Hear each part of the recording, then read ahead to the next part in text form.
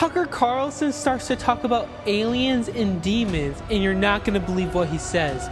But before we get into that, my name is Elijah, and I make videos about faith that engages the culture for Jesus. So let's get right into the video. Does possess a lot of technology that is not publicly known about or available or only in fragments. I mean, that's clearly true. You've done a lot on this.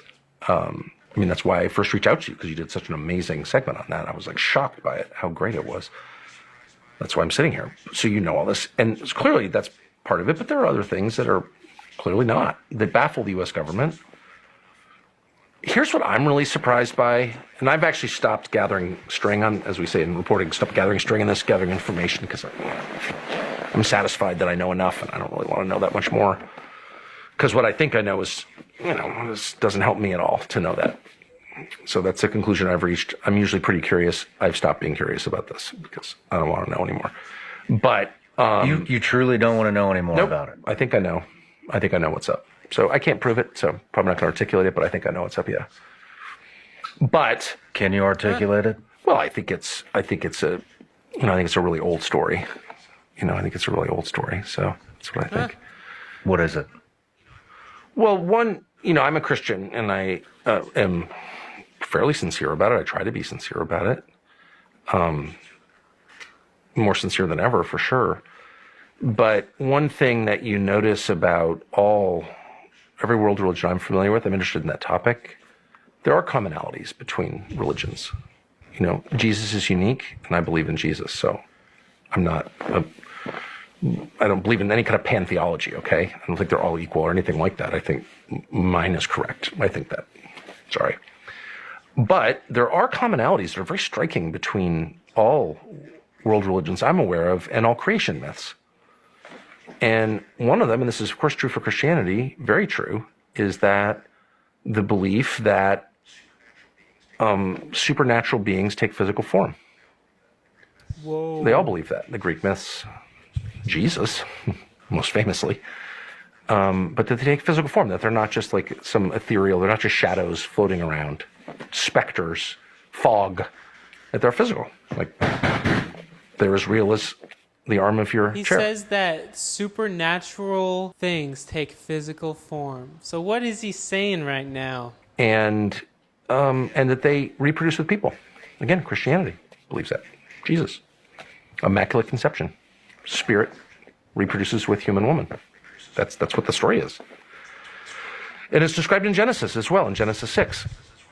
But again, it's not just the religion of the ancient Hebrews or the religion of the modern Christians. It's Hinduism as well, and the animist religions, the religions of, to the extent we understand them or know about them, of the American Indians, all the same. So if every culture in the world that we know about, who's left any kind of written or physical record, is reaching the same conclusions about something, maybe there's something there.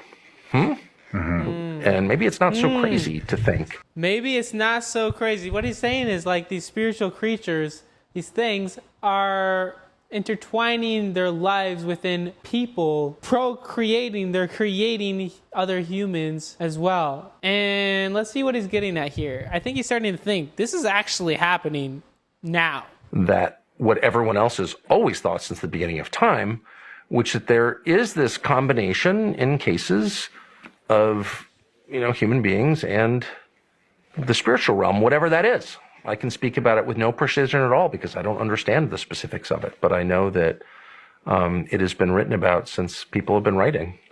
And so it's a little weird to think that in 1945, really the day we dropped that first bomb on Hiroshima, from then until now, it's just a speck of time in the continuum of history. For that one period, we've assumed that's not true, but everyone else has always assumed it is true. I'm kind of going with everyone else on that, just on the odds, okay? It's a very long-winded way of answering your question, but I think that's kind of what we're looking at. I think there's some evidence that that's real. So, and I don't want to fully articulate it because it sounds like so out of the realm, but it's not out of anyone else's realm. In fact, it was at the very center of everyone else's realm until like just the other day. So I don't think it's a crazy thing to think, and I happen to believe that's true. So whatever, but I can't prove it. So I'm certainly not an evangelist on the subject at all, and I also don't know how that helps anybody to say it. So I've like tried not to talk about it because I don't know it's true, and I don't really know what you do about it if it is. What was other it than that say your prayers? What was it that what was it that led you to believe Talking that? to a lot of people. I got really interested in it, and since that is my job, that's literally my job, is to call people and see them and have dinner with them and talk to them. And that's what I've done my whole life. So it's like that's just natural for me. It's not a hobby. It's my profession. I hate to use the word reporting because it's been so discredited by the liars. Oh, we've done a lot of reporting. Here at NBC, we've done a lot of reporting. Flyer. You know, you talk to some flack at CIA who told you a bunch of lies, which you're now repeating to me and my kids. So shut up. You've been doing reporting. I hate to use the word reporting, but just like satisfying your curiosity by trying to identify who might know, talking to a bunch of people about it, assessing who's telling the truth. Maybe they're wrong anyway, but you can kind of feel whether someone's telling the truth. And there are ways to know, or to get closer to knowing whether someone's telling the truth. And just talk to a lot of people. And I've done that because I got really interested in it, sort of by accident. I never thought I'd be interested in this at all.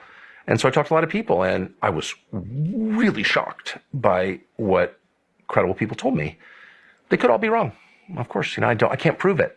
Yeah. But I became completely satisfied, I'll say that they were not lying and that they were right or in the vicinity of right. I always assume the details are wrong. I was a police reporter for a while, and you interview someone like a shooting. You've obviously seen shootings, but most people don't see shootings. So you think if you saw a shooting, you'd like to remember every detail of the shooting. They get them all wrong. People aren't good at detail. Okay, that's just true. But they are good at themes. They're good at themes. Like, they remember the guy's fat. He may have been 400 pounds. He may have been 280. He was fat. Like, if everyone says the guy was fat, he was fat. Mm-hmm. Like, that's what we do. We can't say that. And so if everybody you talk to is saying, oh, this is really upsetting, I don't know what this means, but here's what I know. Here's what I heard someone say. I was in a meeting, or here's what, what I mean? It was that kind of stuff. And I didn't talk to anybody in the UFO community. I'm not even sure what that is. I know I don't trust I don't trust anybody, actually. You know what I mean? Like, it's not my job to trust people. So it's my job to assess whether what they're saying is right or not. So I talked to people who I thought had firsthand knowledge. I talked to a number of them. And then I was like, whoa, I'm out.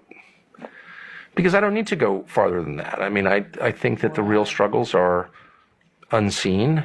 That is absolutely a part of Christian theology. I didn't fully appreciate it at all. It's a part of every theology. In fact, it is theology. That is theology. The belief that the real struggles are in the spiritual realm. That has been a constant belief since the beginning of history, recorded history. Everybody has thought that, except us in the West, since 1945. I can't say that enough. So once you get perspective on this question, you're like, okay, that may sound crazy to someone who thinks buying shit on Amazon is the meaning of life, but to every other person in the world, we may disagree about what the truth is. I'm sure we will, but we will never disagree with the fact that there's a lot going on that we cannot see or measure with our senses. That is absolutely true. And of course, looking back, you have experiences, and we talked about this in great detail at breakfast. You look back and you're like, okay. That's what that. Wow. So that's very interesting. And what he's getting at is that there's a lot of things that are happening in the natural world, and most commonly in the supernatural world. It's not about our flesh and blood. It's about the principalities, the things that are happening. And that's why prayer is so important. That's why seeking our Heavenly Father, seeking Jesus is so important, because it's not about here and now. It's about eternity. It's about our souls. It's about our life. It's about so much more than just the natural, the earthly things that are happening right now on earth. I want to read to you this verse he was talking about and referencing, and about the Nephilims, the Nephilites. It says in Genesis chapter 6, verse 4, it says, "In those days, and for some time after, giant Nephilites lived in the earth, for whenever the sons of God had intercourse with women, they gave birth to children who became the heroes and famous warriors of ancient time. The Lord observed the extent of human wickedness on the earth and saw that everything they thought or imagined was consistently and totally evil." And there you have it. And if that's true, if the Bible is true, then there's still possibilities that they're still around today. There's still, I don't know, who knows? But that's in the Bible, and I guess you would say angels or aliens or supernatural things coming and procreating with human people is crazy, but it's in the Bible. So anyway, guys, I hope you really enjoyed this video. Please comment down below your thoughts on this topic, because I would love to hear them. Thank you guys so much for watching. Make sure to like this video so that more people can hear it and see it. And I hope you guys enjoyed it. Thank you guys all so much for watching.